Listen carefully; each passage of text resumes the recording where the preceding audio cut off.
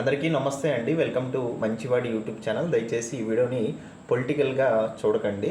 So ఈరోజు దివంగత నేత, అలానే 2 తెలుగు రాష్ట్రాలలో ముఖ్యమంత్రిగా చేసినటువంటి సుపరిపాలన అందించినటువంటి డాక్టర్ వైఎస్ రాజశేఖర రెడ్డి గారికి 77వ జన్మదిన శుభాకాంక్షలు తెలియజేస్తూ వారికి నివాళులు అర్పిస్తున్నాను.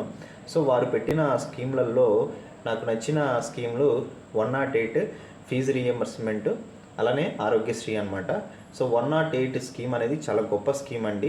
సో ఒక వ్యక్తికి యాక్సిడెంట్ అయ్యి ప్రాణాపాయ స్థితిలో ఉన్నప్పుడు, ఒక గర్భిణీ స్త్రీ ప్రసవ నొప్పులతో బాధపడుతున్నప్పుడు, సో వారిని హాస్పిటల్కి తీసుకెళ్ళి వైద్యం అందించే కార్యక్రమం ఏదైతే ఉందో అది దైవ కార్యంతో సమానం అన్నమాట. సో నిస్సహాయ స్థితిలో ఉన్నవారికి సాయం చేసే ఒక గొప్ప కార్యక్రమే 108 అనమాట.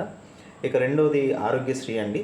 సో పేద మధ్యతరగతి కుటుంబం వారికి గొప్పగా వైద్యం అందించడం అనేది చాలా గొప్ప కార్యము. ఇక మూడవది వచ్చేసి ఫీజు రీఎంబర్స్మెంట్ అండి.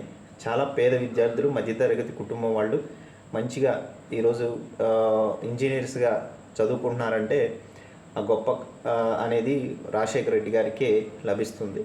సో రాజశేఖర రెడ్డి గారు పెట్టిన స్కీమ్స్ నుండి లబ్ధి పొందిన వారు ఎవరైనా ఉన్నారంటే కామెంట్ చేయండి.